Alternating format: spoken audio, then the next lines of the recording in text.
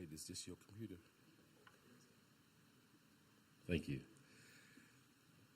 It is so good to be here. Wade and I have been friends for a long time. And he's such a man of God, and John as well. And, you know, we've become very close, I think, to this church. And we respect this church tremendously. Chris and we actually serve on the same committee for the International Church of Christ diversity team. And I'll be honest with you, we've been here since Thursday, and you guys have worked us like Hebrew slaves. I'm just want to know. No, it's been so good to be with this church. You are blessed. Let me just say that.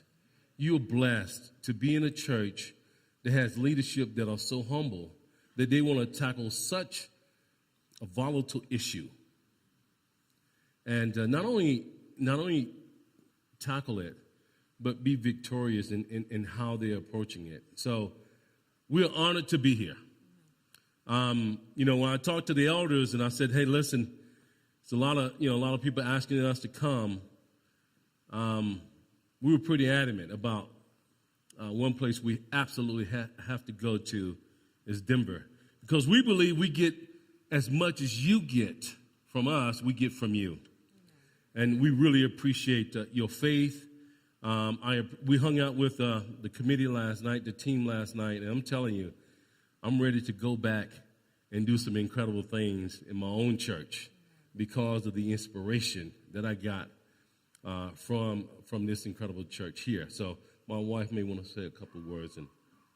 Well, thank you all for having us back again. It is truly encouraging to come back and just to see the individual as well as church growth that has transpired. I'm so excited. We have 3 girls back home. Their name is London, she's 14, Sydney, who's 12, and Asia, who's 10.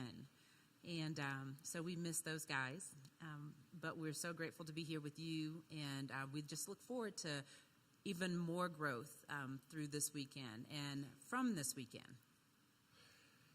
You know, she said we missed our girls, and I don't. Is that bad? Is that bad? Oh, this is live. I hope they're not watching. No, I do. I love my girls, but I just need a break from time to time. I'm the only guy in the house. We have a dog.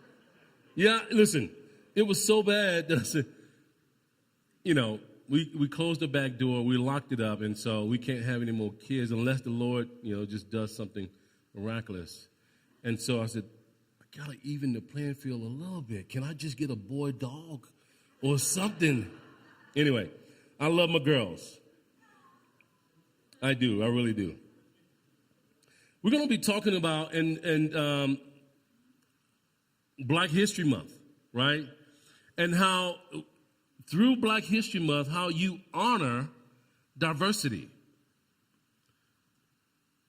Diversity began with God, right? Because he created all of us, and he created everything, and he did it for a specific reason, I believe. Because it's something unique and beautiful about diversity. All the different colors, and I'm just talking about generically. It's just good to see something that is different, something beautiful about it. Tonight, it's going to be a night of interaction and self-examination and realness. And so I'm asking you to be courageous tonight, to take yourselves probably where you've never taken yourself before, and that is to try to put yourself, after examining yourselves, into someone else's shoes. I'm going to ask you to do that tonight. But before we begin, my wife is going to talk about some just terms that you're probably being handed out the terms. But in our conversations tonight, we want to make sure that we conversate with the right terms and the right definitions so we can get the true understanding of what these words mean and how they relate in our relationships. So I have my wife to read, and then we'll move on. The first term that we'll look at tonight is called racial discrimination. Racial discrimination is when a person is treated less favorably than another person in a similar situation because of their race, color, descent, national or ethnic origin, or immigrant status. Race. A group of persons related by common descent or heredity. The traditional divisions of humanity, the most common and broad being the Caucasian, Mongoloid, there we go. Mongoloid, thank you. That's right. Negroid groups characterized by alleged distinctive physical characteristics. Racism. A system of domination or oppression of one ethnic group or racial collective over another based on differences that are believed to be hereditary and unchangeable. For racism to exist, a group must have the power to enforce their dominance through either overt or implied means. Stereotype. An often unfair and untrue belief that many people have about all people or things with a particular characteristic. Prejudice. A negative or unfavorable opinion or feeling formed about another and based on preconceived notions rather than fact, thought, or reason. The last, bigotry. I think it's the last one, right? Mm-hmm. The intolerance of a group, creed, opinion, belief, lifestyle, or worldview other than one's own. Whereas prejudice is a feeling, bigotry is putting those feelings into action. We're going to talk about some objectives for this evening. Our first objective is to discuss in an open dialogue current events and perspectives so that we may value others' points of view. To explore worldly influences and shape and a spiritual model to direct our thinking. Improve our own awareness of our biases, stereotypes, prejudices, and assumptions. Achieve a deeper understanding of diversity of church and or community. And lastly, discuss ways to become more inclusive in the church community. These are the things that we're going to talk about tonight, and you will discuss in your small groups.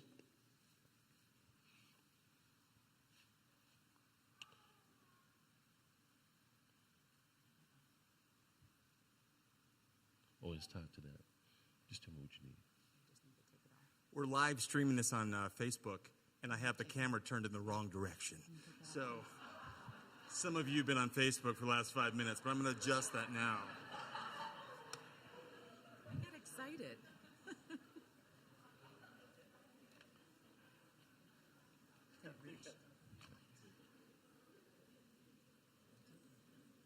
got excited. That's fine. That's fine.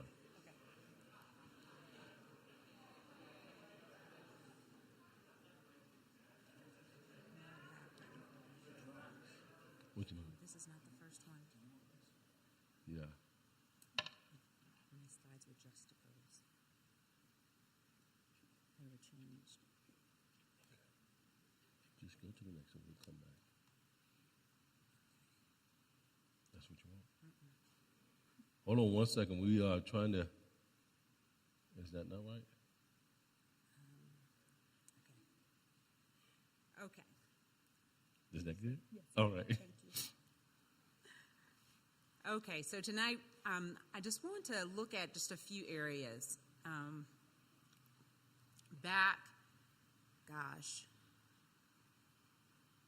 sorry, we had to change the slide, so everything has juxtaposed. What do you need? This This is not my information here. My talking points. You need that? Keep going. I'm sorry, hold on.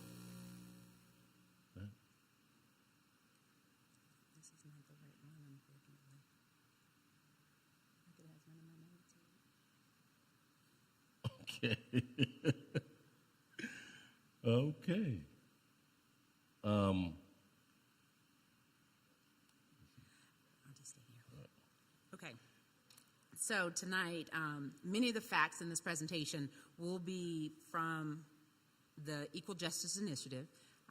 Some of you actually know Brian Stevenson.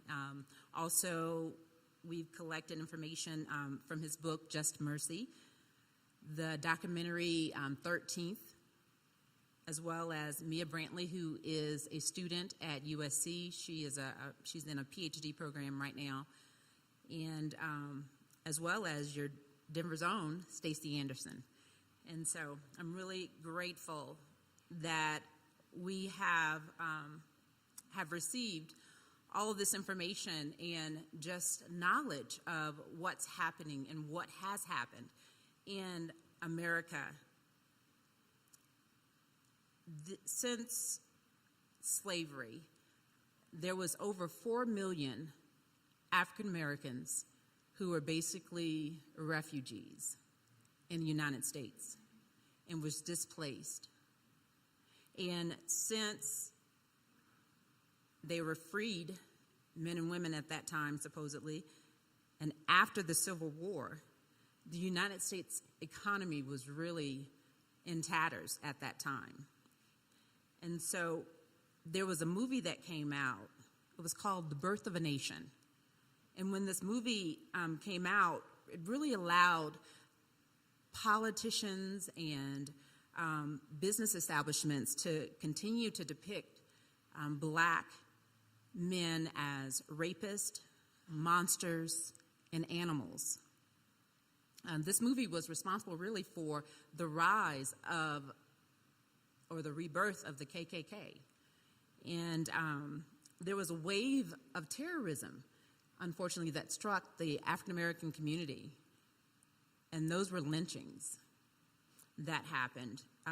And the lynchings became the means to oppress the black community between the Civil War time and Reconstruction.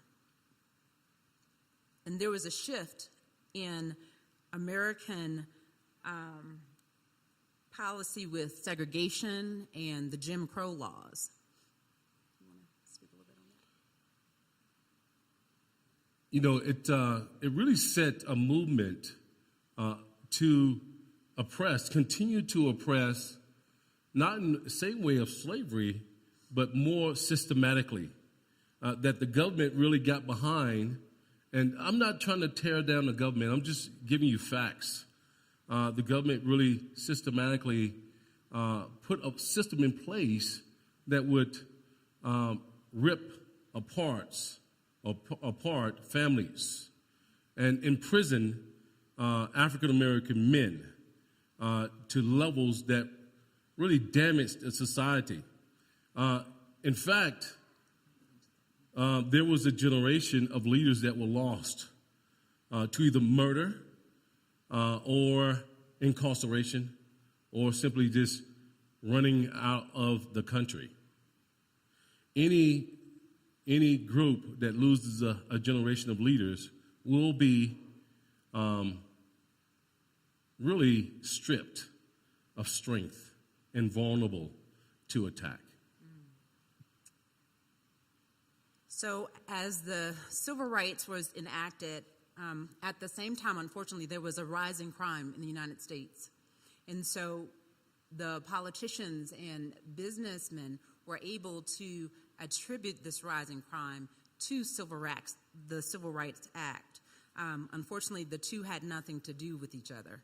And in the 1970s, it can be described as the beginning of mass incarceration. And through Nixon using the federal government and the FBI, basically apprehending anyone who so-called broke the law. And public enemy number one, according to Nixon, was dangerous drugs at this time. And so drugs was used and actually was criminalized. This is a quote from one of Nixon's people who was in his cabinet at the time. In 1968, and the Nixon White House after that had two enemies, the anti-war left and black people. You understand what I'm saying? We knew we couldn't make it illegal to be either against the war or black. We could arrest their leaders, raid their houses, break up their meetings, vilify them, night after night on the evening news. Did we know we were lying about the drugs? Of course we did. This was from one of the top guys in the Nixon administration. You know, and mass incarceration became just a way of truly making money in the United States. And it started through, unfortunately, drugs. Now, there could be a lot of conspiracy theorists out there to say that the drugs were implanted into inner cities and into the neighborhoods. And that's possible, especially when you have someone from the federal government actually stating that, yes, we knew, you know, the drugs was a lie, but they used the media to continue to exacerbate these lies. And just to talk a little bit about incarceration, this mass incarceration, it started like in the 1970s. You had over, or a little under 400,000 people incarcerated, whereas that number continued to grow steadily. And like, for example, in 2007, states spent more than $44 billion on incarceration. And so the expenses for incarceration jumped up to 127%, whereas when it came to education, states only spent 21% for actually educating our children. And from 1970 to, let's say, 2005, the prison population grew 700%. And so this was all a systematic, unfortunately, way to really hurt the inner city, because it was a war on not only blacks, but also Latinos and Hispanics. And a lot of these people were beginning to be called super predators, which made even more the communities fearful.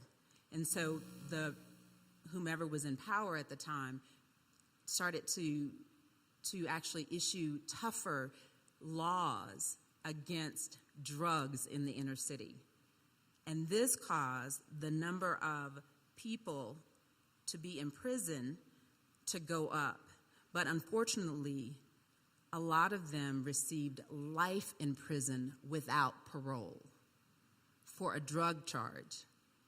Like one woman I was reading was incarcerated for drug trafficking.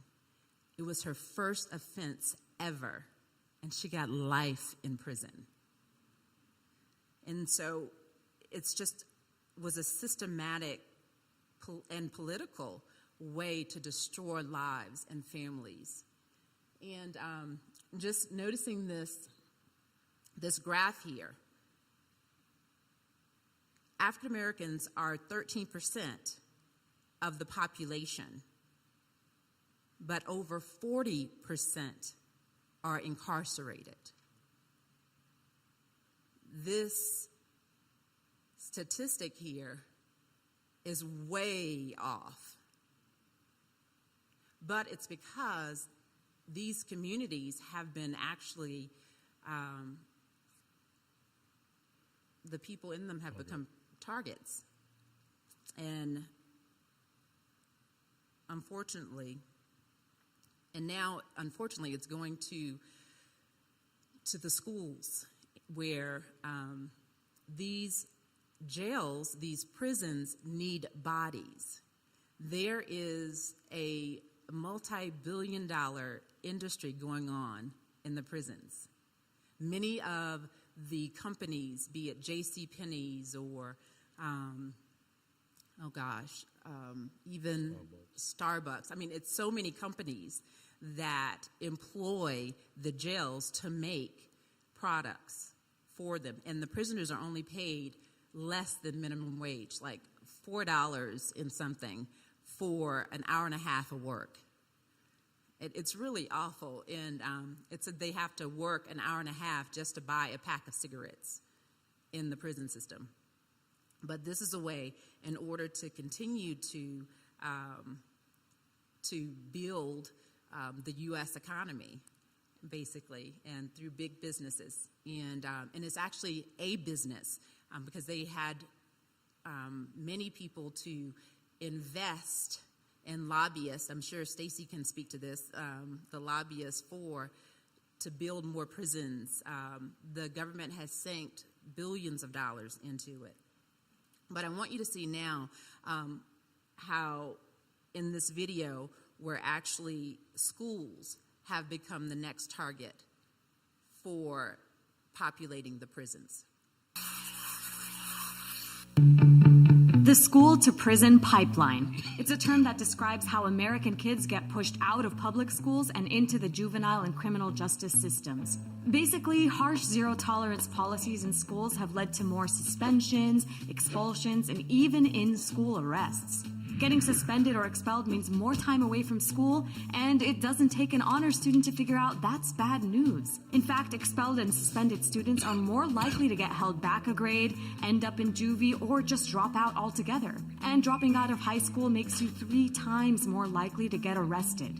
Back in school, forget about hallway monitors. Students these days often have to deal with school police. Minor offenses that might have landed you in the principal's office back in the day can now actually lead to your arrest. Students of color and those with disabilities are disproportionately affected. Black students get expelled 3 times more than their white classmates, while a student with a disability is 2 times more likely to get an out-of-school suspension than everyone else. And it's not because these kids are just bad apples. The Justice Department found that black students got harsher punishments than their white peers for doing the same things. So maybe it's time our education system got schooled?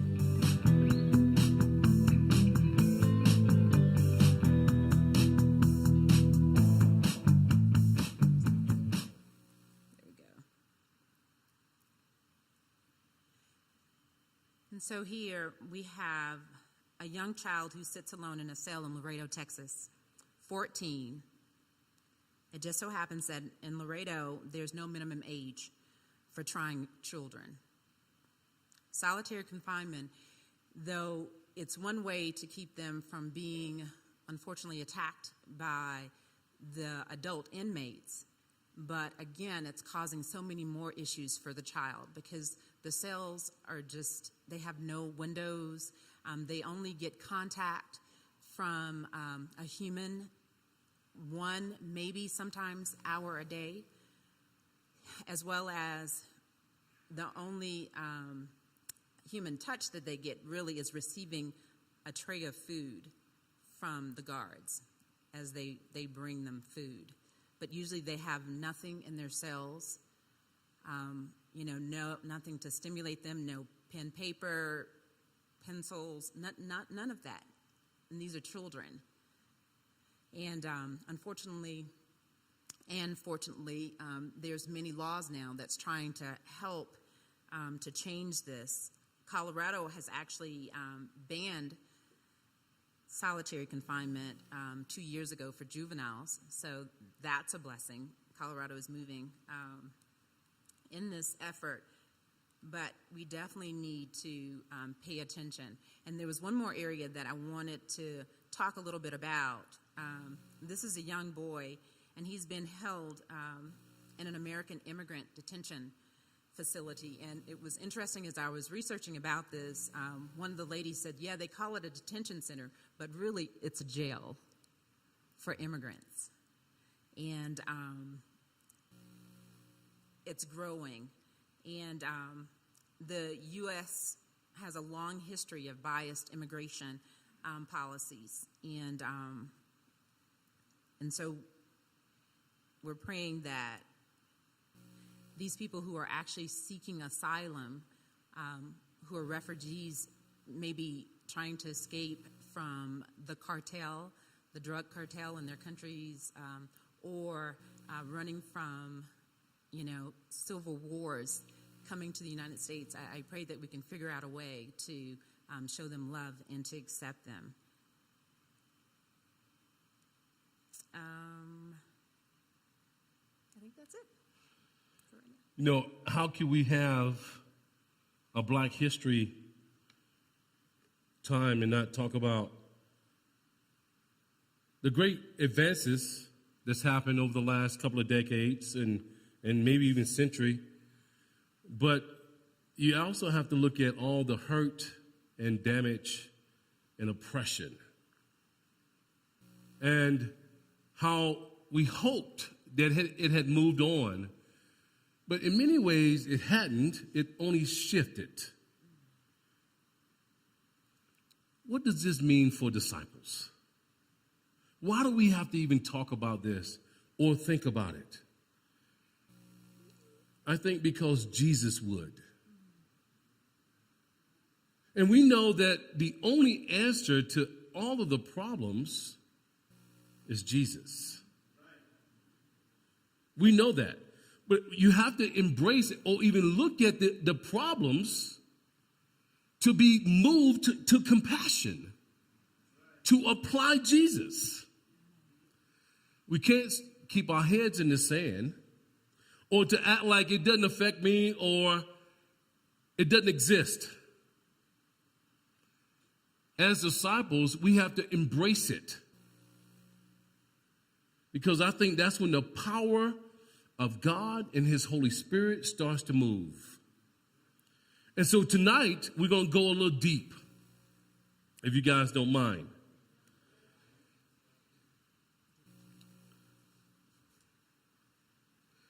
So that's the title of tonight. It's simply Go Deep. The exercise that we will be doing in a few minutes is designed to take us deep. It's designed to take us out of our comfort zones into zones of uncomfortability, into places that we have to examine ourselves. When I think about go deep, I think about that passage in Luke chapter 5 when Jesus comes and he sees his future apostles. And, Peter and those guys have been fishing all night, and they're a little frustrated because it's morning time now, and it's the worst time to fish. And they hadn't caught anything. And Peter had this dialogue with Jesus. And it says in verse 4 of Luke chapter 5, when he had finished speaking, he said to Simon, "Put out into deep water and let down your nets for a catch." Peter, in his rebellious spirit, was like, we've been out here all night. We're not going to catch anything. We hadn't caught anything all night. He said, but because you're the teacher, I'll do what you said. And he did that. He put the net on the other side of the boat. He went deep, and he caught this great catch because Jesus told him to do it. And he realized how a wretch he was for not obeying. Tonight, I want us to throw our nets on the other side of the boat. I want us to welcome going to a place that may not be comfortable for us so we can experience Jesus. We have an authentic community. We have an incredible community.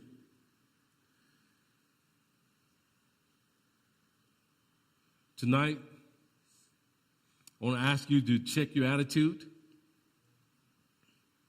and leave it outside the door.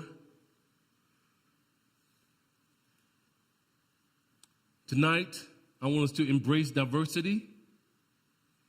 Diversity is not easy. And when I think about the authentic community, I think about Philippians chapter 2 and verse 1. If you have any encouragement from being united with Christ, if any comfort from his love, if any tenderness and compassion, then make my joy complete. By being like-minded, I'm going to ask us tonight to fight to be like-minded.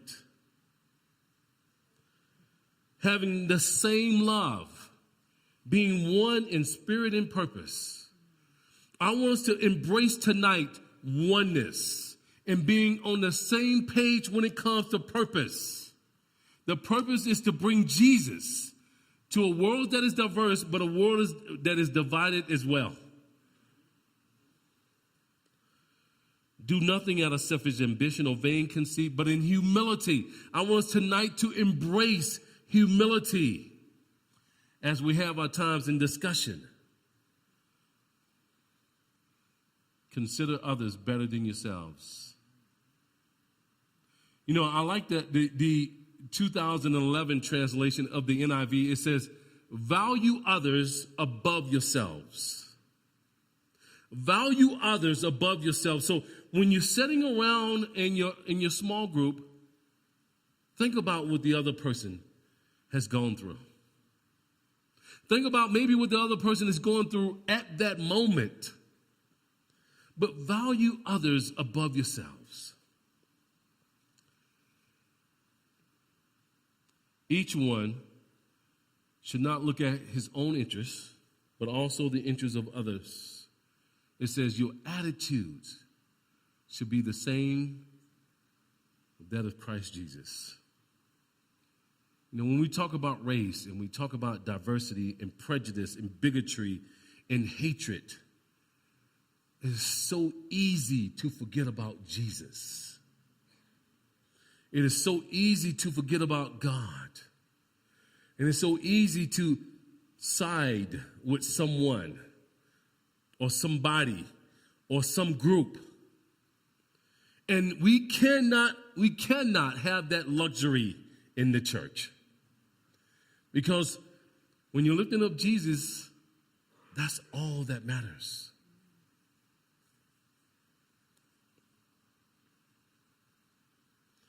You know, I'll give you an illustration. A few weeks ago, I went to a funeral.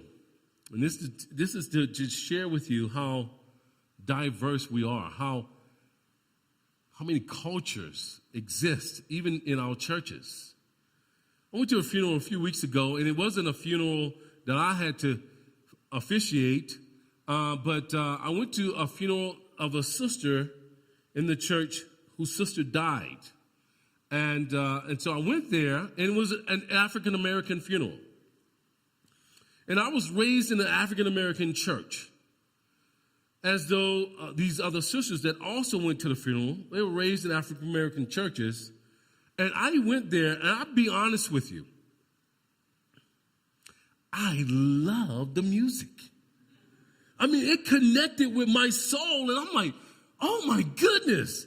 But, you know, being away from the denominational world, I kind of felt a little weird. Like, do I supposed to get excited?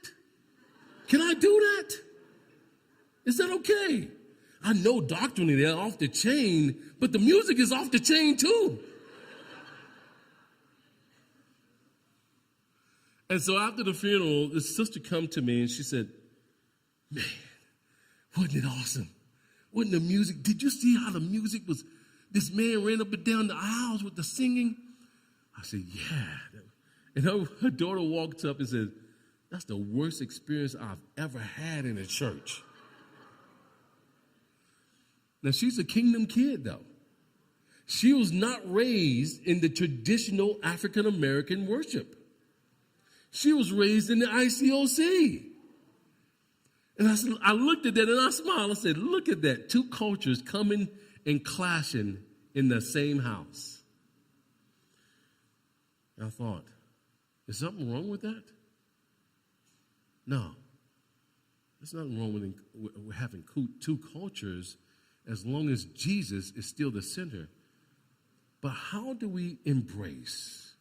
How do we learn to embrace cultures that are different than ours?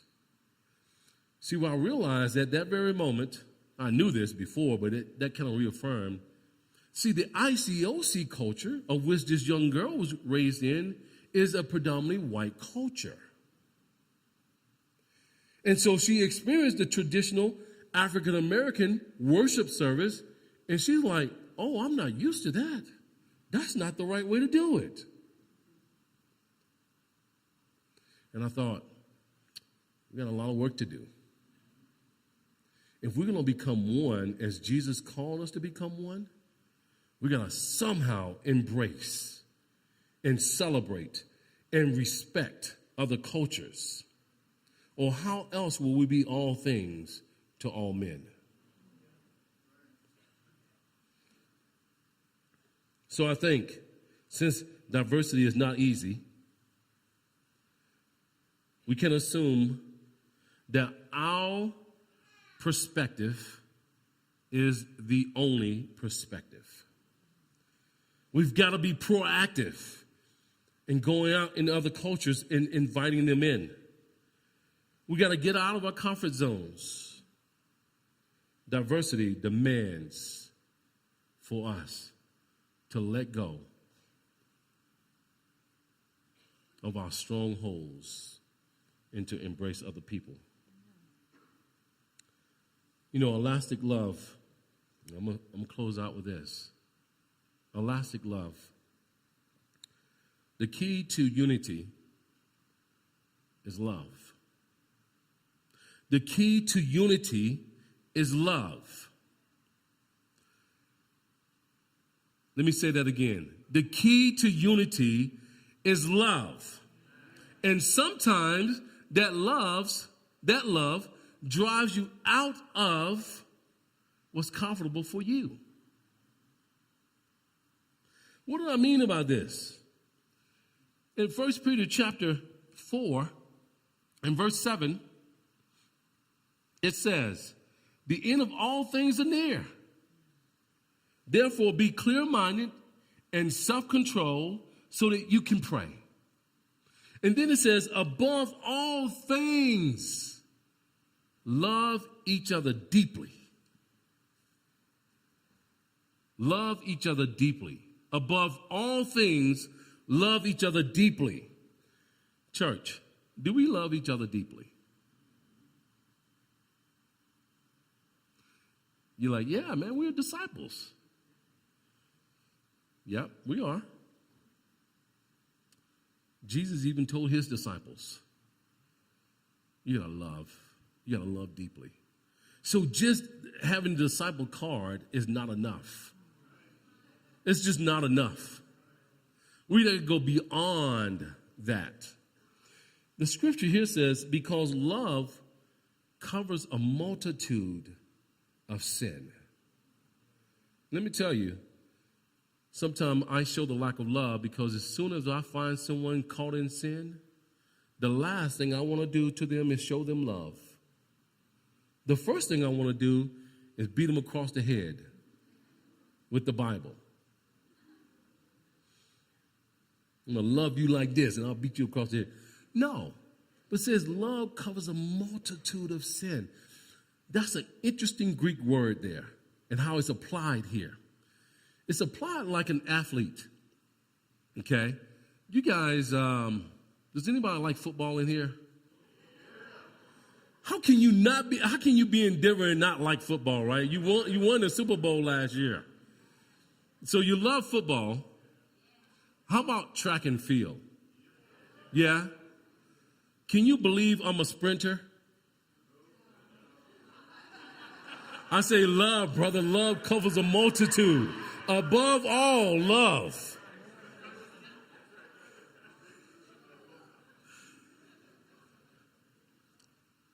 So this love, it's beautiful how the writer uses it.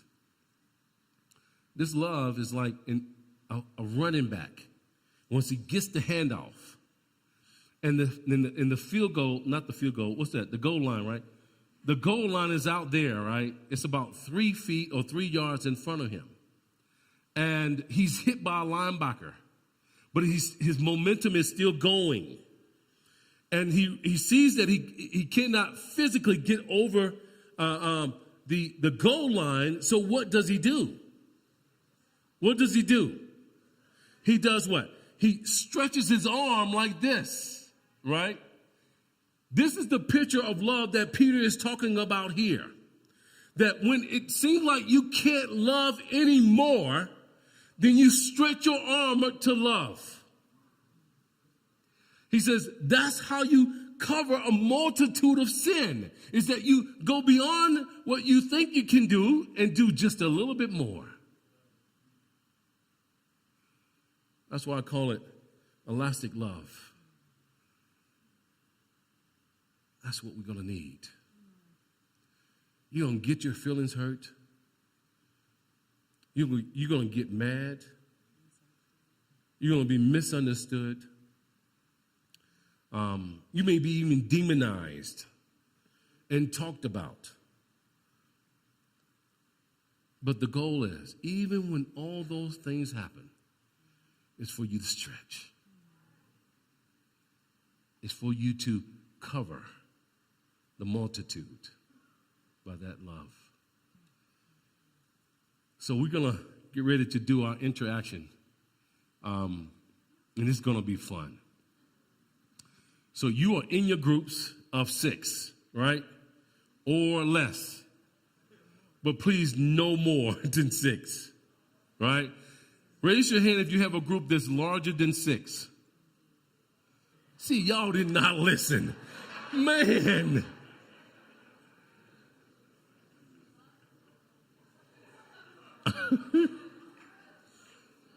Okay, raise your hand if you have a group larger than 8. It wasn't you? Mm-hmm. Well, listen, my love will cover that. Okay, so this is what I need you to do then. I need you to identify a facilitator. Go ahead and do that now. Identify someone who can facilitate the conversation within the group. So we're good, right? All right. We have every group has a facilitator? Okay. Now I want you to identify someone that could take notes.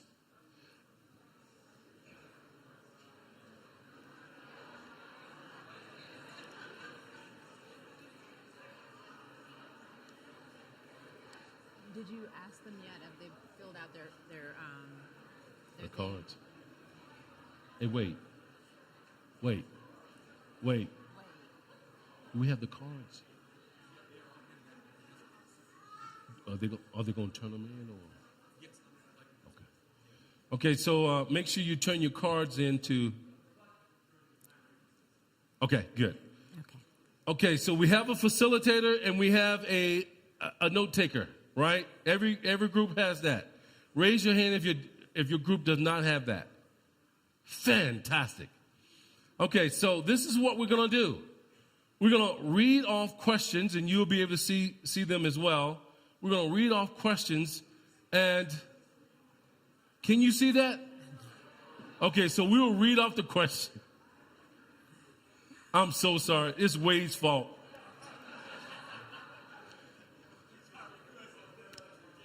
Okay, we will read the question, and then we will give you 5 minutes to discuss the question. Okay, 5 minutes. Question number 1. Hold on one second, babe. 5 minutes to discuss the question. So I want to encourage you, if you are long-winded, if you're like a long-winded person that likes to talk, please restrain yourself today so that other people on your team can also speak. hopefully everyone on the team can have a chance to respond to the question, okay? And then at the end, this is why we wanted you to make notes. At the end, we're gonna have a time of just talking about the things that we talked about as a whole. And then at the very end, we would like for you to turn the notes in. So if you don't want to put names and things like that about, beside comments, that's fine. But we want to take that information in so we can examine it. And if we need to make any changes as a leadership, then, that will be helpful to us. Amen? All right, so the first question. How does your national identity, racial identity, familial identity compete or hinder or influence your identity in Christ? So your national, racial, family, how does it compete or hinder or influence your identity in Christ? Is that clear?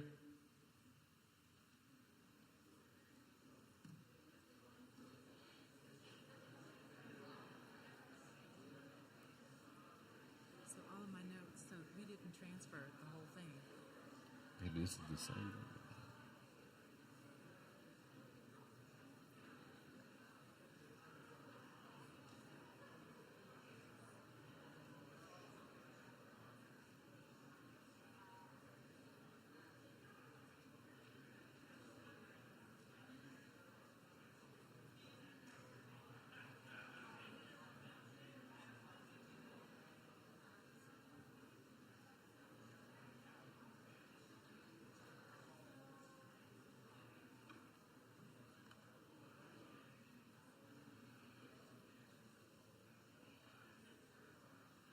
Are we going to do all of them? One is bold. We'll do them first.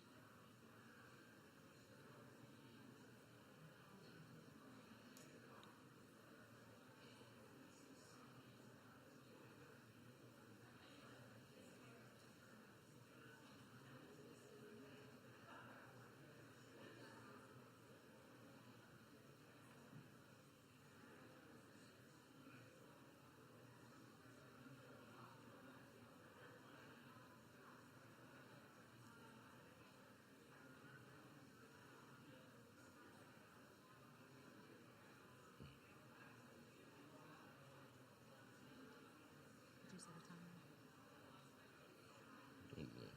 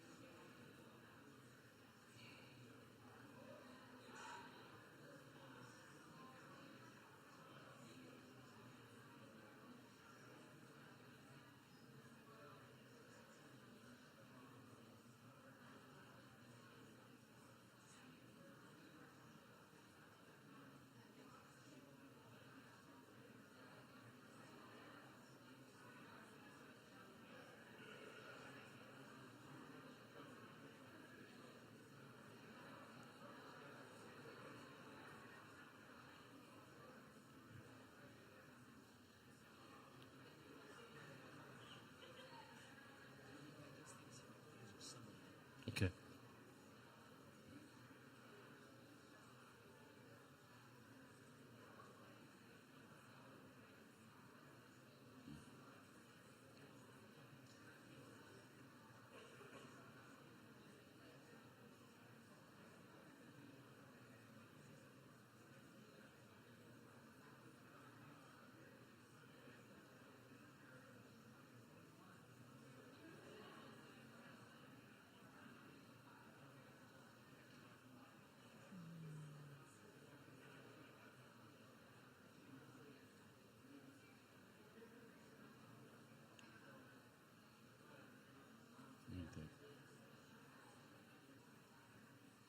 This is yes. No. Impossible.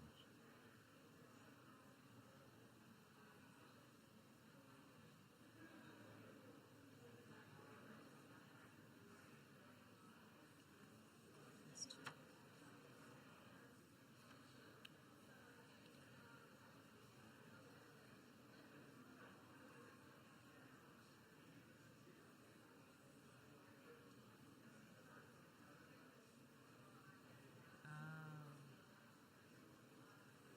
What? What are some of the positive contributions that have come from the African American community?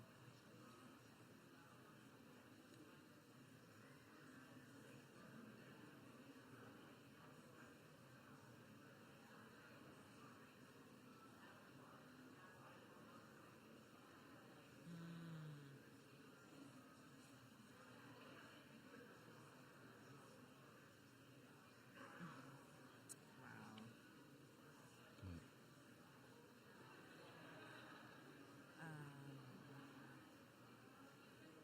What is it?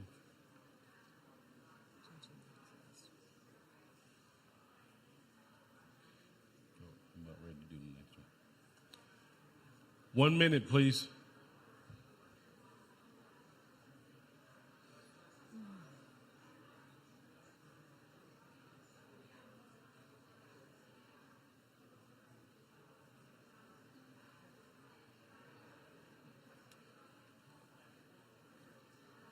Jesus.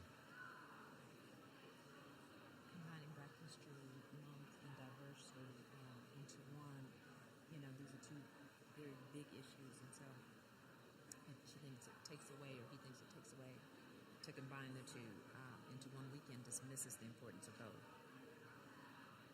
So Black history shouldn't be about differences and diversity, but about how important the contributions to the culture and society. So diversity is more than just about black and white, albeit in America that is main tension that exists, relations, but about everyone. Is there a way we can honor both issues without taking away from either? That's good. So are we going to answer these? Is that what you're thinking? Those are other questions that people can discuss. Let's go to the next one. Okay. Thank you. We're going to read the next question. I like to see a lot of conversation going on. That's good. We have the next question. What benefits? I want to make sure everyone is finished. I'm sorry. Are we ready for the next question? All right. What benefits does being a part of your race afford you? And what difficulties or challenges does it bring? In general, just for you. So what benefits does being a part of your race afford you? And what difficulties or challenges does it bring?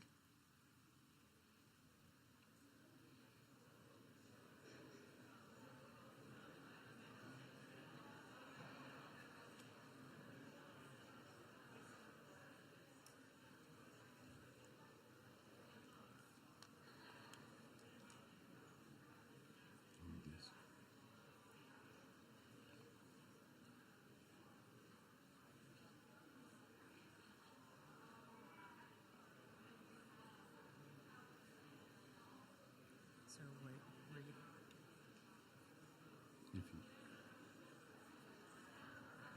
If you think it's impossible, you should.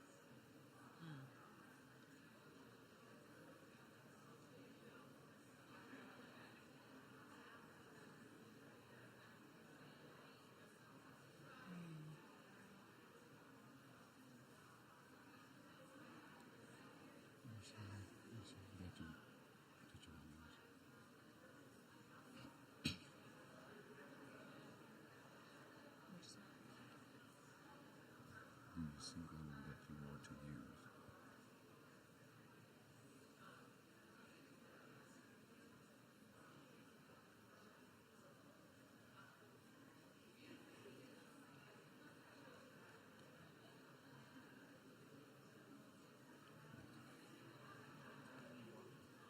Oh, I have some.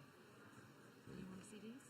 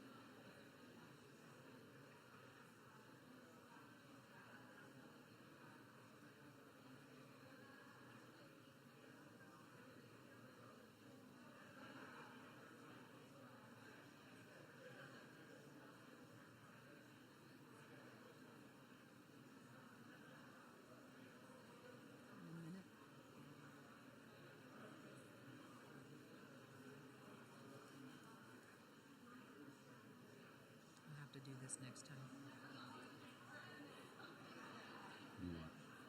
Have it on a separate thing.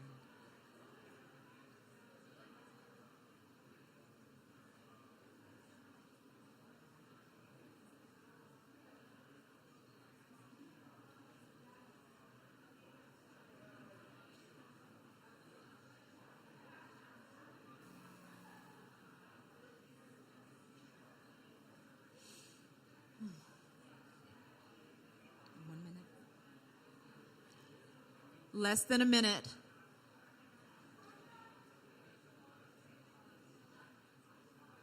Can you do that or jump? You want to do this one or jump down here? I think this one.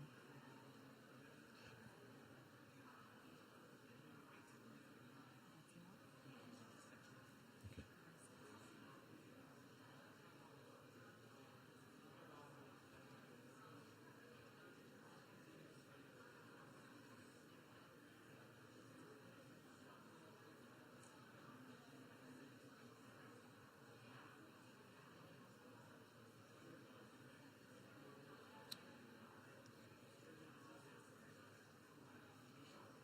Okay. We're going to do question number 3. You still want a little bit more time. How about 30 seconds? 30 seconds. I'll let you have 30 seconds. All right, 1 minute. All right, 1 minute.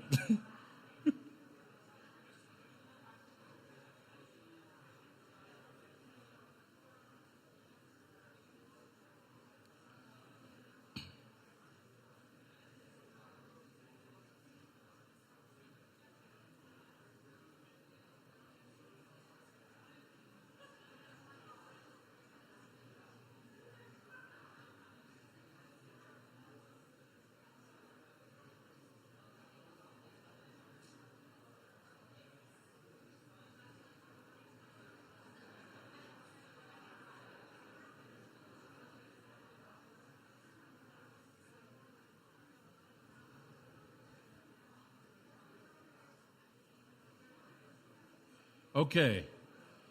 All right. Thank you. We're going to do question number 3. So if I can get a thumbs up, everybody's ready for question number 3. Okay, fantastic. All right, babe, can you read it?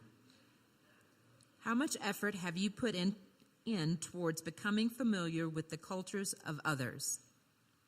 How much work are you willing to put in from here on out? So how much effort have you put in towards becoming familiar with other cultures? How much work are you willing to put in from here on out?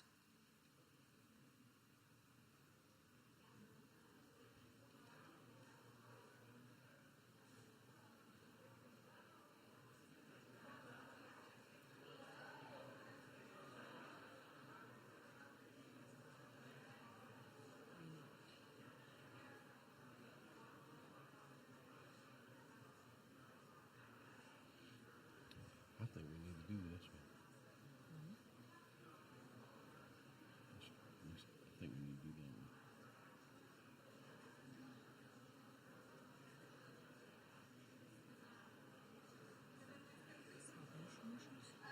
Oh, on non-salvation. That's why his question.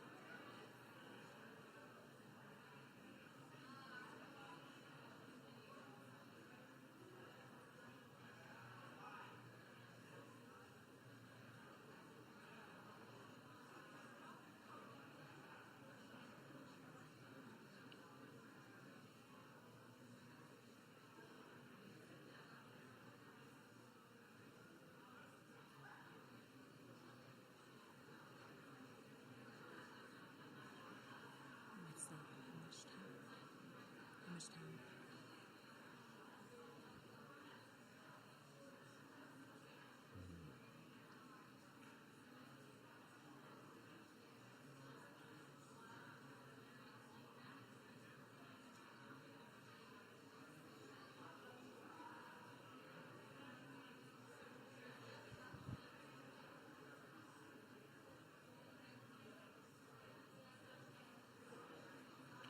One minute.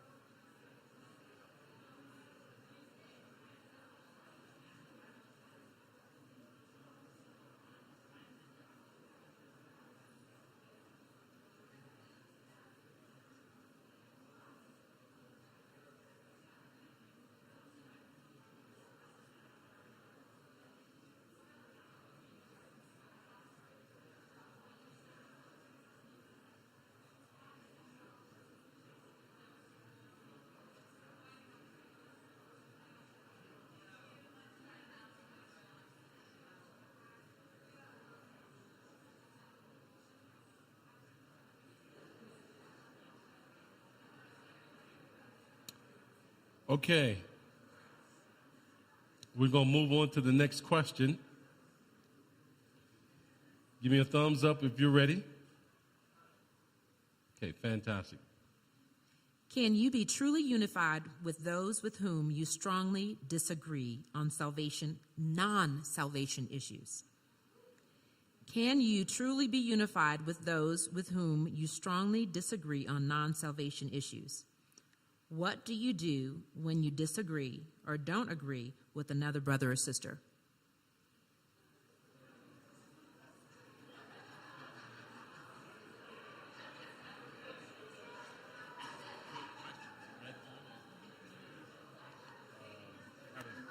We want to use them.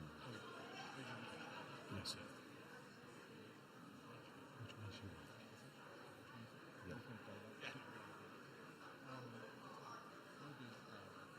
think the two that I like talking about black diversity. How does black injustice compare with Asian injustice in internment camps of World War II? Current immigration, deportation, what we all capable of immigrants and Muslim Latino. And then Black History Month. Black History Month and black injustice is two separate things. The next thing is how can you honor what we did? Those are like these are really good ones. Yeah. So let us get those. We don't have them.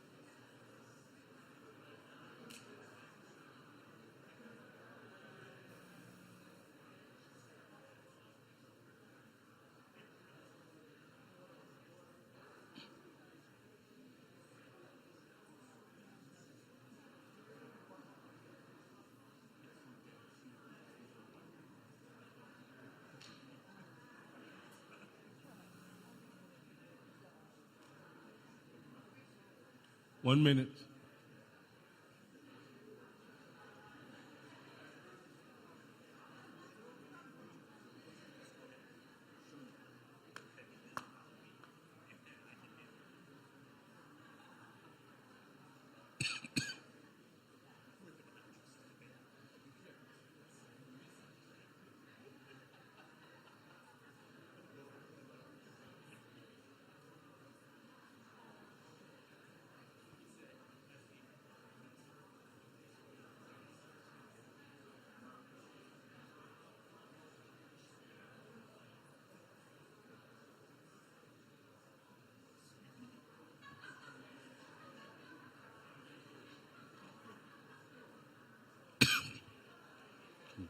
Can you pick out two?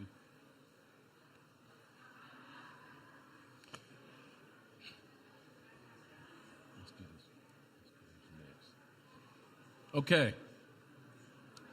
We're going to move on to our next question. This one may be a little challenging. So I just want to warn you beforehand so you can go ahead and set your mind. This one may be a little challenging, but it will call for good discussion. Okay? I'll give you a little backdrop before we ask the question. Generally, in our society, when you have a predominantly white society or a community, and there are people of color that start to move into that community, when it gets past about 10%, then what we start to see is people move out. White people start to move out of the community as more and more people of color move in. That's generally what happens in America, believe it or not. But the church should be different, right? So I just want to give you some of that context before we read this question. I want you to really think about this question, not only from a diversity point of view, but mostly from a spiritual point of view. Okay? Would you read, please? What would happen in the church if a black lead evangelist was hired and changed the church culture? And this is talking about the Denver church. What if that happened in this church? And I guess when I wrote the question, I didn't think it all the way through, right? So, if the lead evangelist would introduce a more African American culture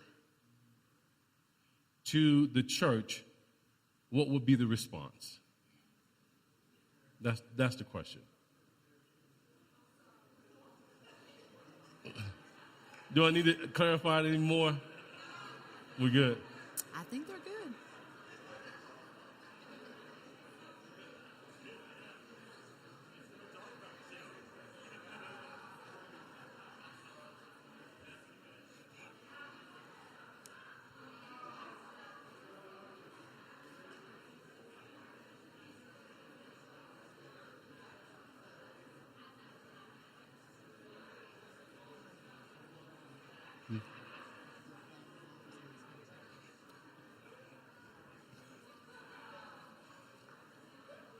You find any here that you want to do? You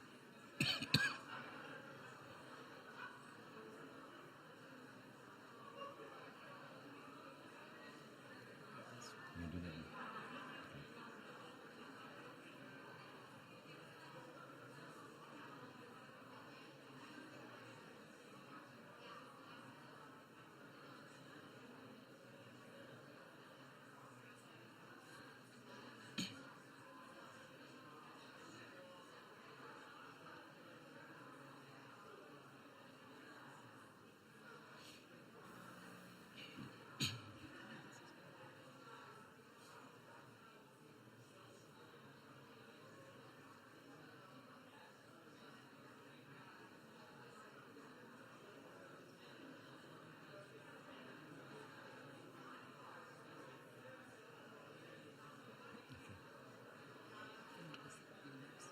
I think both of these in this.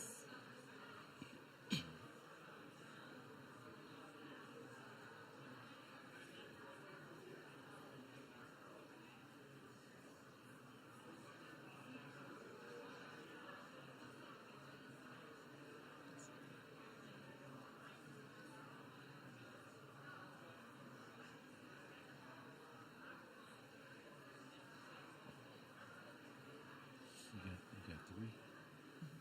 So you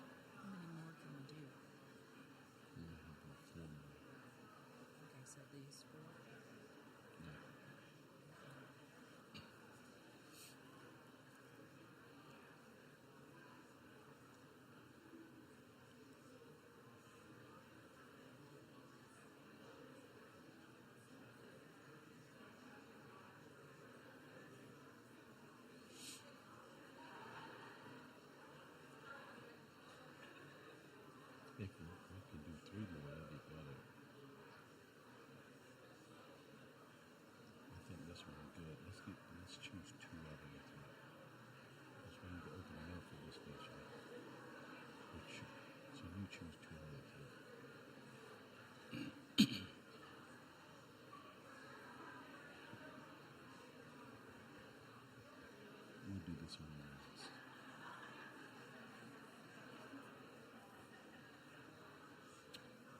We have 1 minute.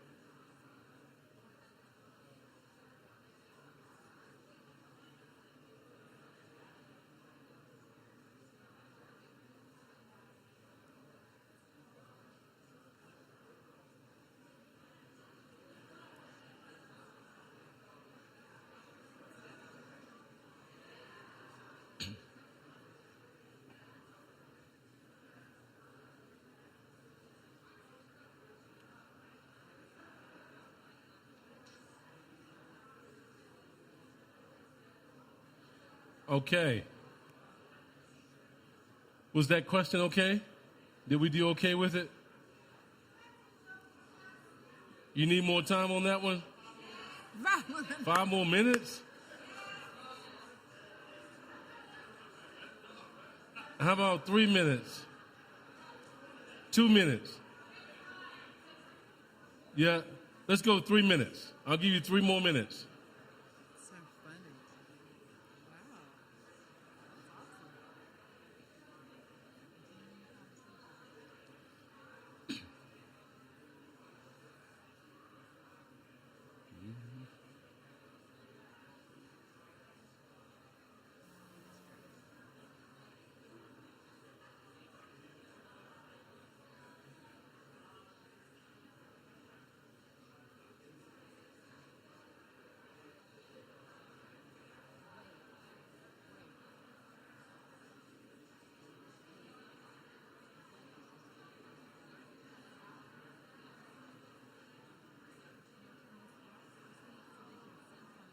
Wow. That'd be great. Just hit that button. Okay. Oh, that's neat.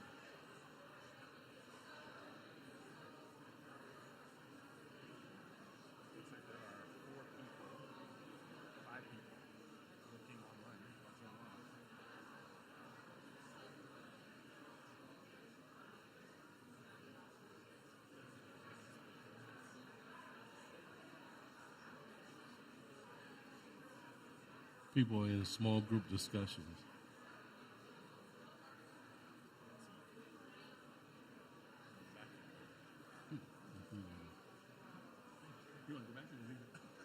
No, we'll leave it like this. When we start speaking, we'll just hit that arrow.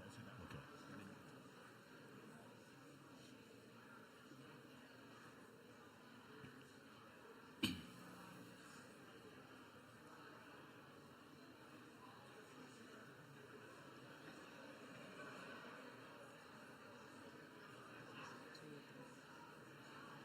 Two or three questions. This one? That's nice. And then 2 more for him. 1 minute.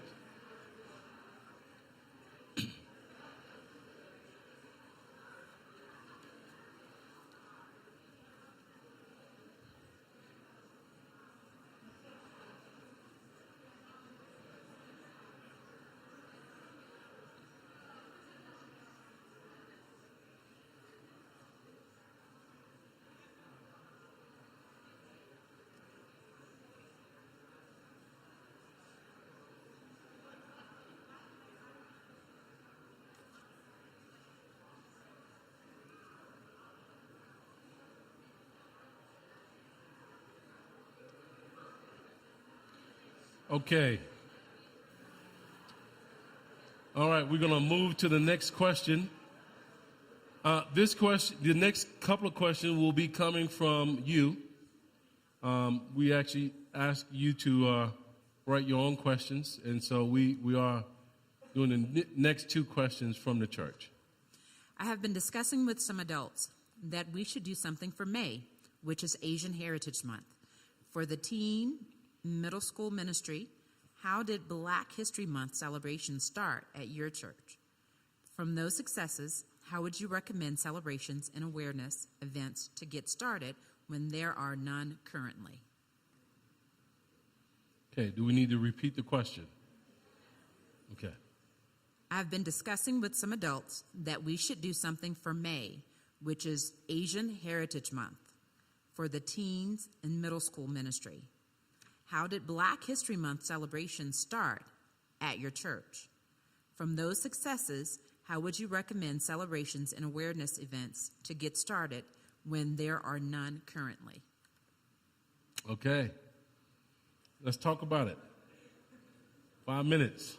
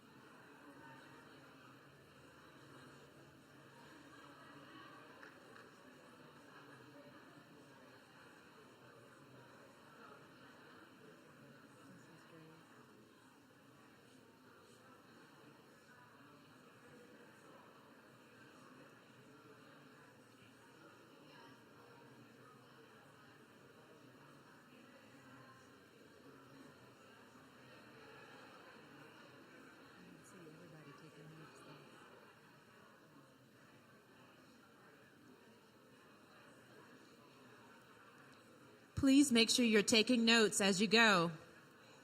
Thank you.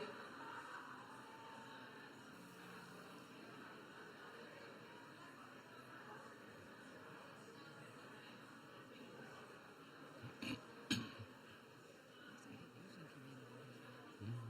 thought the same.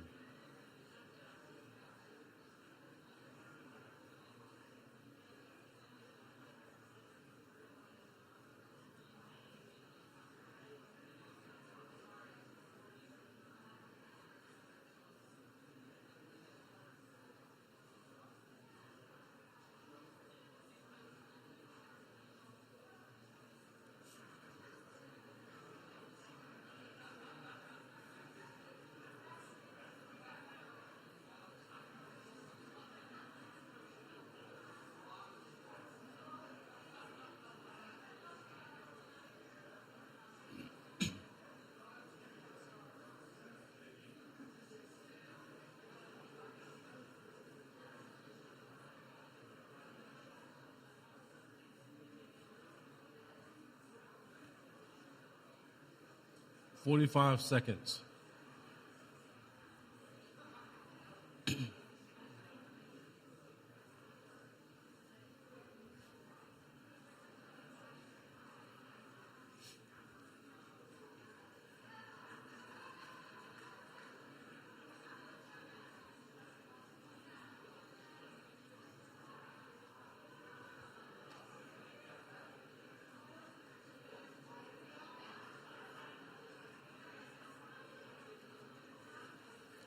Okay.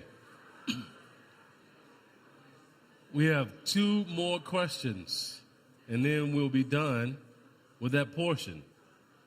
The next question, are we ready for the next question? Awesome. Ready for the next question? Everybody's good? Okay. How can we bridge the chasm between younger and older members when it comes to racial awareness?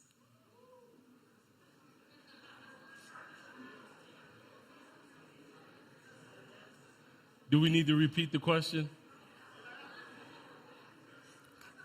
How can we bridge the chasm between younger and older members when it comes to racial awareness? Yes, ma'am. That's a good Be question. both. Who wrote the question? What were you thinking? Chronological age. Okay. All right. Thank you. And thank Great you. question, too.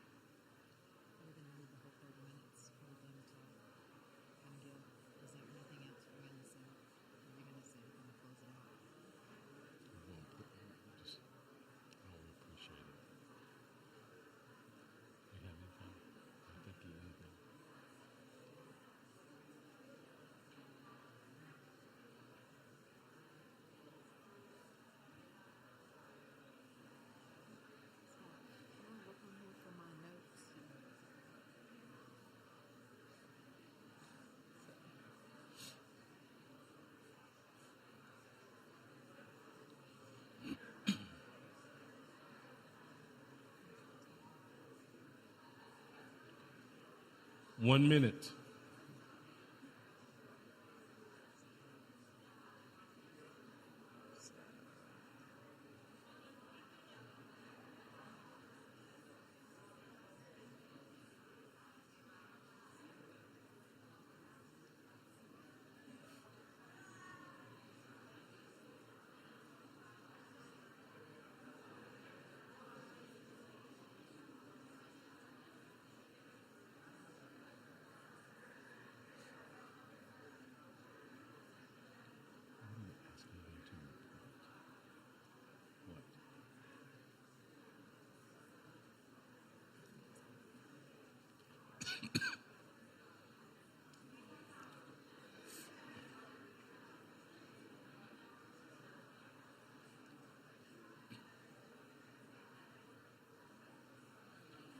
Okay.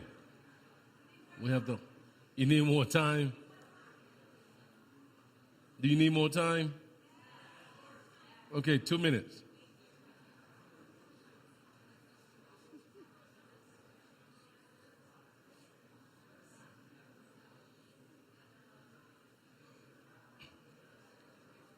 Somebody was asking if the questions can be posted again online.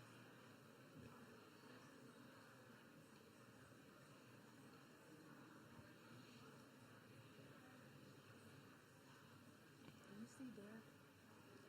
Do you see Dad? Is she still here?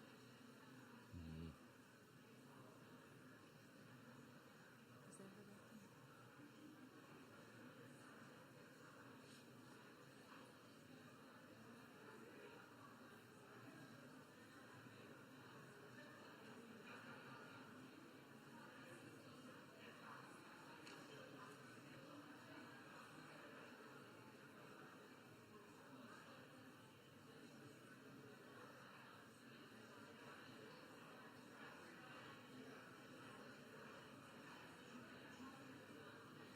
One minute.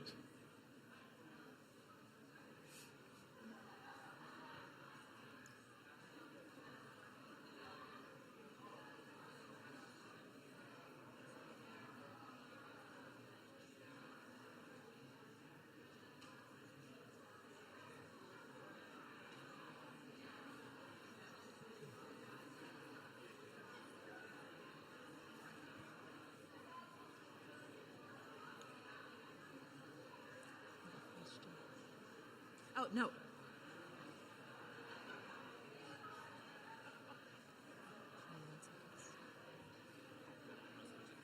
Oh, no, no.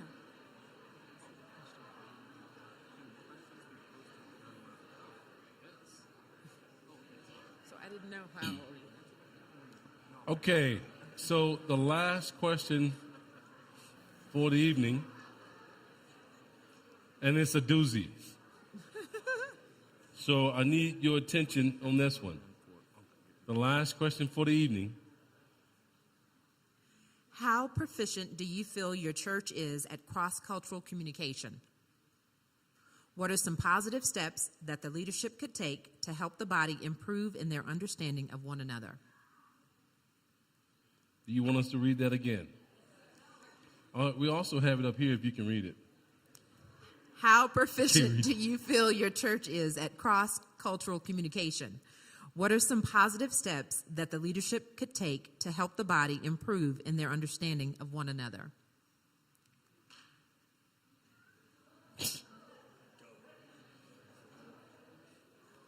You need us to read it again?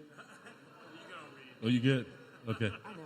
We can't see that. They said they can't see it. So, time frame, what are you guys thinking? Said 9:30, right? Yeah. So, we'll send we have refreshments and stuff afterwards. So, we have to send them out. We don't. I mean, we're done with the questioning. We usually can have people to respond. We don't have to take the whole 30 minutes if we want. Okay. It's up to you. It's up to you. I can do this. Let's shave off 10 minutes. I like it. How about 9:20? Can we do 9:20? Okay.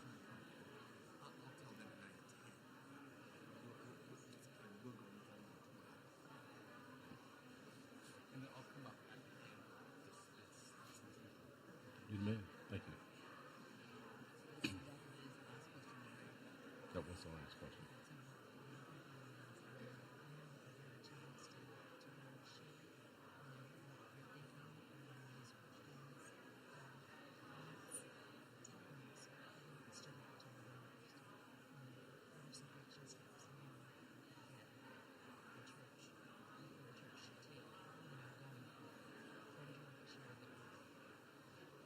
Actually, did they talk about that?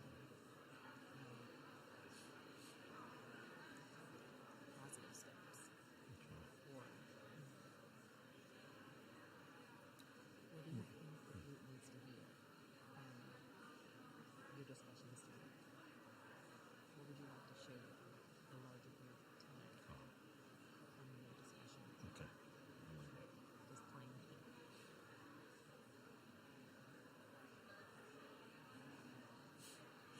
make sure we get a microphone out there, a roving mic. This one can do. Then you're gonna say that. Or do I need to say it? You don't have them. Let me just ask. Okay. So you go ready to.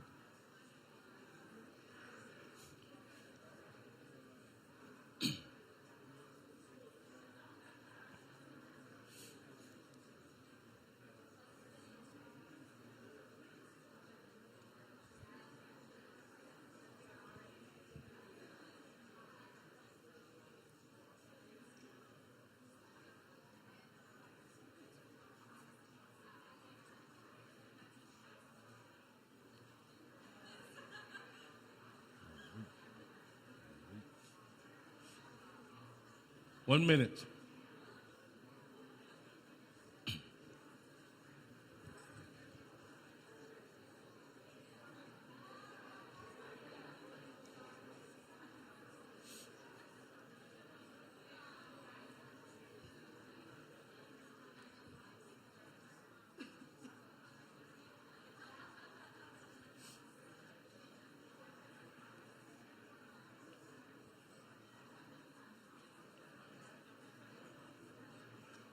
It's gonna take them a minute to get together. To get what together? To kind of turn around and get situated. Okay. All right, our time is up. If we could kind of turn around to and face the stage. The exercise was intended. The exercise was intended to foster dialogue about situations and with people who may be different than you. To help us to, as disciples, it should be something like second nature to engage with one another, but not necessarily on levels or situations that are not comfortable. All right? So tonight's exercise hopefully helped us to find out more about each other. Right? And when you find out more about each other, it actually builds unity. And let me just say this. I'm just, I'm blown away by this church. I really am. I was watching the engagement and the conversations and how, happy you were in your conversations. But how courageous it is to have something like this. I'm impressed. I really am. I'm impressed. So don't get the big head for me saying that, but I am. No, I wish I'd see this all over the country. And so I appreciate you kind of being the catalyst to initiate this type of discussion and initiative. So at this time, we would like facilitators to share, what stuck out to you in your group, like the most, or something that you would like for the group as a whole to know about your time in discussion. T, is there anything else that you think? Okay. And so what my wife will do is bring the microphone to you, and you can stand, and you can read off your notes if you want to, or you could just share. All right, well, I just want to share, Sonny and his wife had to leave because they have a sick kid, but we had a great discussion. We got the good fortune of being with some Kingdom kids, and one of the things that really stuck out to us is that we have a privileged group in the sense that some of these guys didn't even have the feeling that as a young black African American would have had in the 80s or the 70s because they were in this church.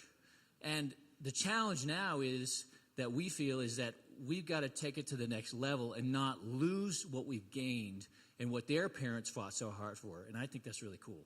Oh, fantastic. Yeah, that's, amen. She pointed at me. All right, I'm going to share. Okay, so, Okay, the last two they want to share about. So one of the things about the question about celebrating the the month of May for Asian cultures, and it was interesting as Ray was sharing that Black History Month, she really feels like is sort of this hope for other cultures to be able to be recognized and to be able to get to share their own experiences. And so how Black History Month is kind of most celebrated right now, kind of the most mediaized, I just made up a word, and yet how it can be a great hope for other cultures as well to be able to kind of reflect on their own experiences. And then the last one we talked about, just even the idea of like how to bring together more just diverse celebration. And it was cool because Josh remembered a while back that the church used to do, I know I'm pointing everybody out, they have awesome ideas. But Josh remembered a while back that the church used to have international services, and that people would bring food and have like 5 to 10 minutes that they'd like have like a small sermon or something like that, just to share about their community and to share about their own culture, as well as pray in all their different languages, stuff like that. And so just thinking about ways to bring that up. So it was really cool.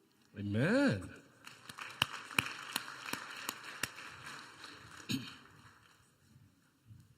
Get your workout on, girl. I saw hands in here somewhere. Did I? Yeah, this was one. So this is an awesome group right here. We bridged young and old, black and white, Hispanic. We had a very diverse group, and we did have a wonderful time just talking. So that's Good. The first thing that maybe stood out for the group is the same thing you said, that a lot of just open and completely positive spirited conversation. Awesome. Really awesome, really awesome. And one thing we kind of discovered is that on one level, we all loved and celebrated diversity. Everybody, you just got that feeling.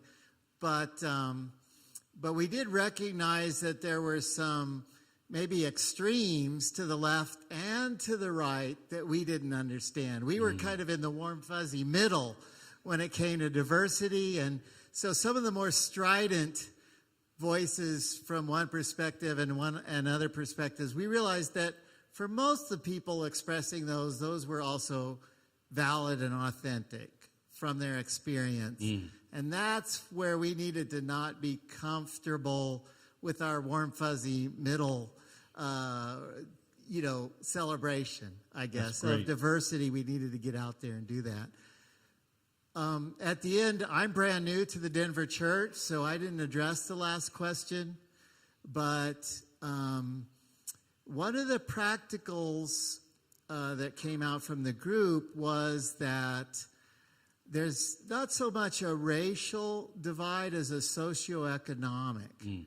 And that there's some very affluent parts of this town, and a lot of leaders live there. And we recognize maybe it's because the school systems are good, et cetera, et cetera. But we did think that some swapping of Bible talks or some kind of movement across into the less affluent parts of town would probably answer your last question, be a practical step towards promoting diversity. Thank you. Thank you. Amen. So we had an awesome, lively, open, fun discussion. And I think the common theme is that we need more time. Right? I think with all of these questions. And so our takeaway is that we're hoping to do this more often, certainly not once a year at Black History Month, but maybe once a month, maybe once a quarter, because there are lots of seeds of really great ideas, and only when we continue to talk about them, whether it's the International Day or swapping of Bible talks, we need to have these ideation times more often so that we can start to bring some of these to fruition.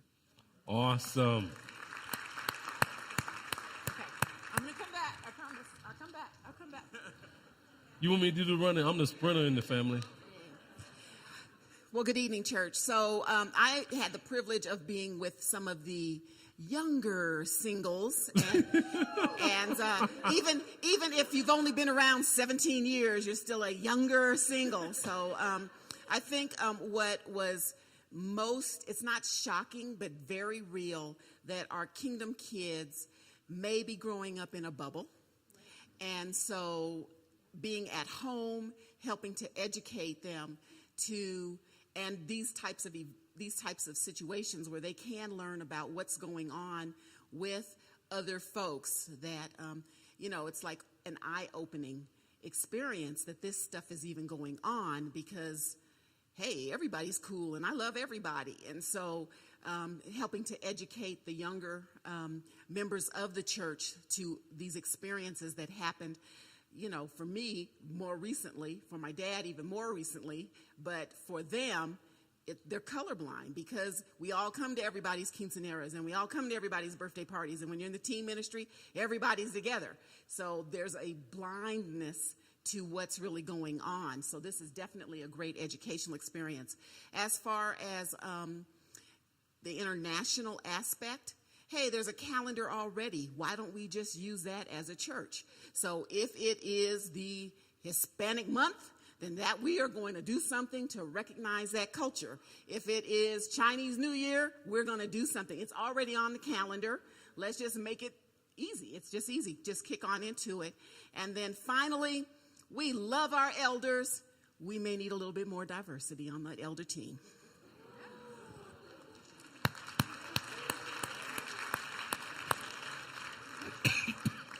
Come back. Thank you, Teresa. All right. We had a great group as well. Lots of diversity, lots of great conversation. I think the biggest thing that came out of our group for me was the idea of just deliberately continuing this conversation. One of the couples mentioned that every time they go on a date, they bring these things up. They talk about this on their date as part of their activity for that evening or day. And I think that's just a really great idea. So that was a good takeaway from our group. Amen. Thank you.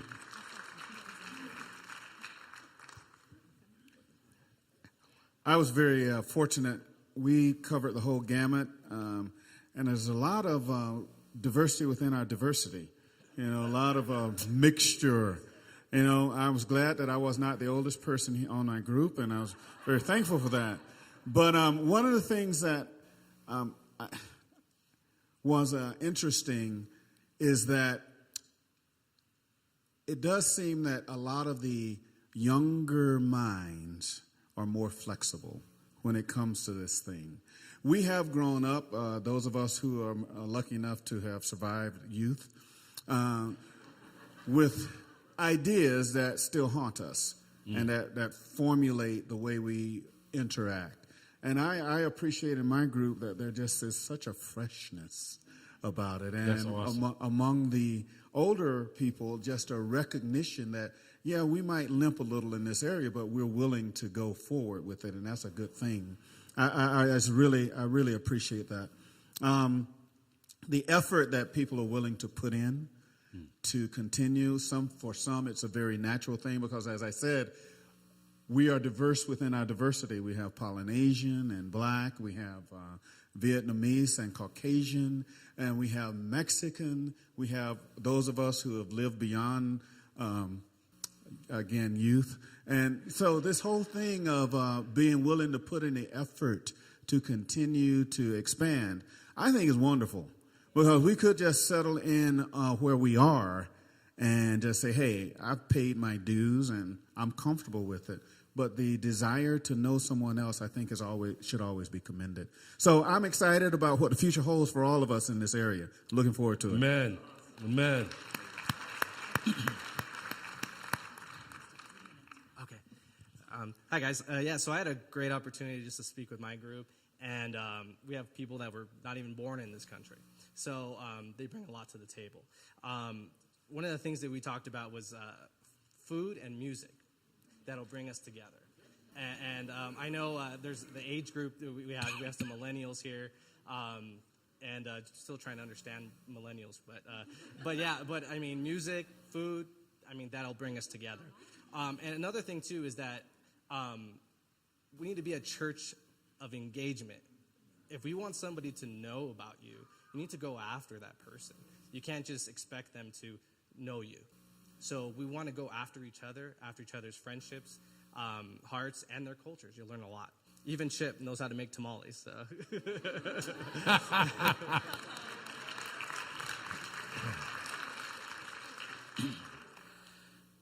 So I'm really struggling with how to summarize what we talked about in our group, but ultimately I think the overarching theme is as a church, we need to create a cultural value of teachability so that people can teach us without defensiveness and that we will instruct, right? So it's a mutual understanding among our church that we will teach each other and that we will receive that teaching. and that in that, then we can actually start to bridge some of the gaps, because even in our group, there were moments of racial misunderstanding and age misunderstanding, and taking a second to take a deep breath and say, I want to make sure I'm hearing you right, makes a difference. And if we create that culture here, we can have that conversation in the community as we reach out to folks as well. That's awesome. Okay. So I have... Hey, let's see what Chip got to say back there. Several more hands. Mr. Here. Chip.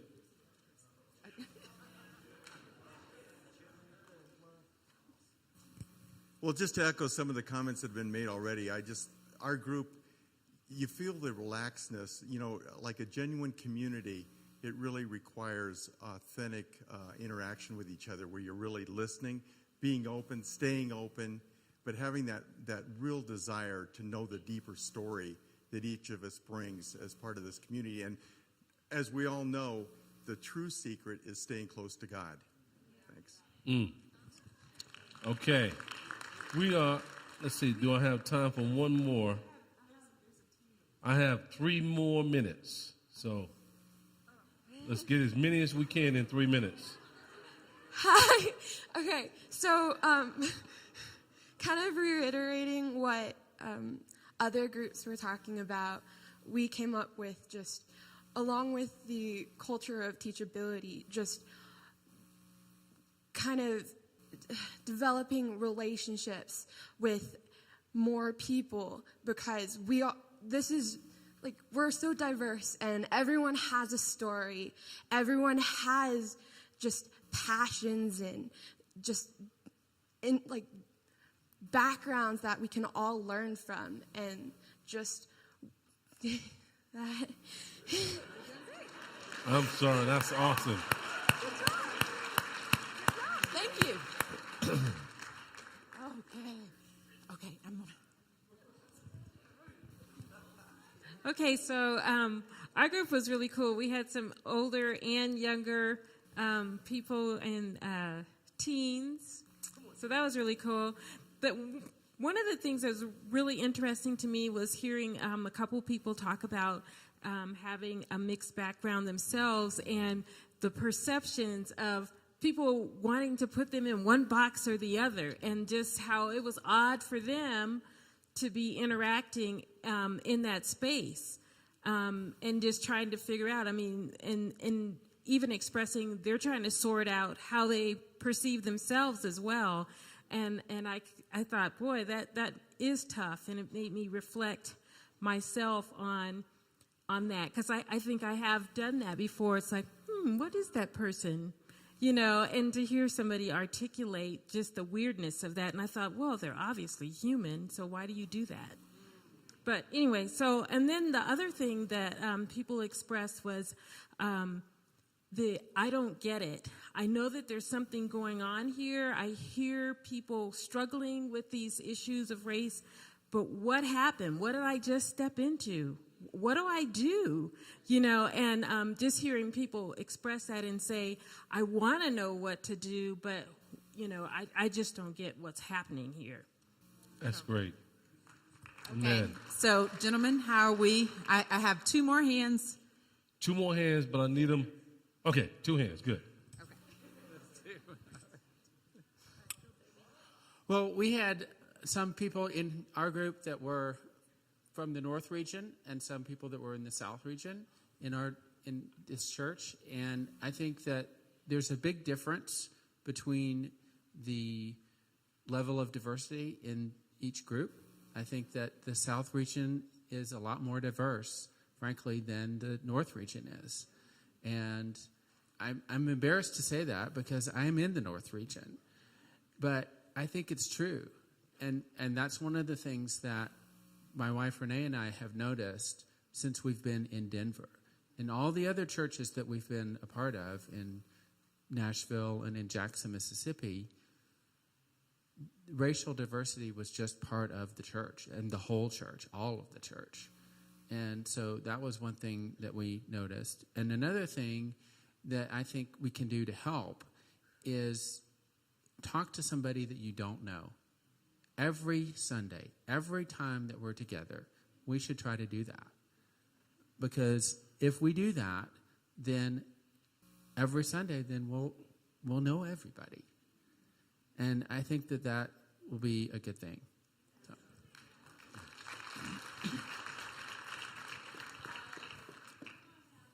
So one of the things with this group that we discussed that I found to be very interesting, with some of the more challenging questions, the things that they said was that this church would go after the truth, so that it didn't really matter how controversial it is. This church would go after the truth, and that's the most important thing. So. Oh, come on. Excellent. What a way to end. I think we have one more at the very back. Yeah. Okay. Hi, sir.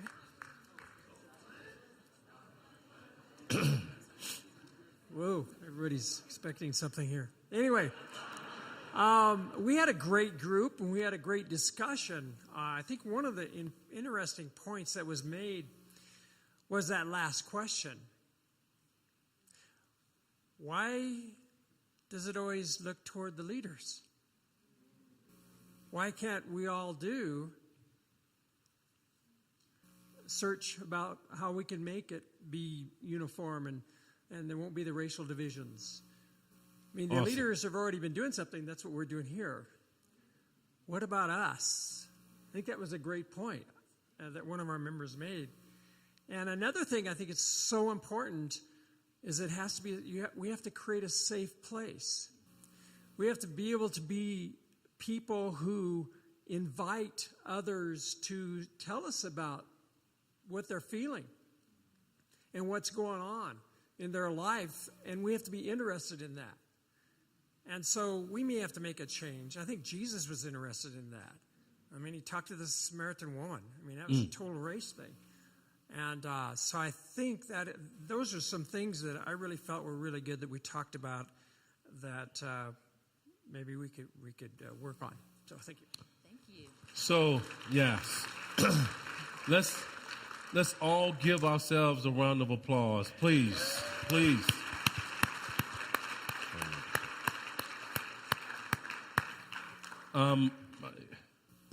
The young gentleman that just spoke is absolutely right. I mean, it is important for all of us to take responsibility, not just the leaders of the church. We all said that Jesus is Lord, right? I do want to close out with this, and then Wade will come on up. You know, Jesus' prayer in John 17 was what?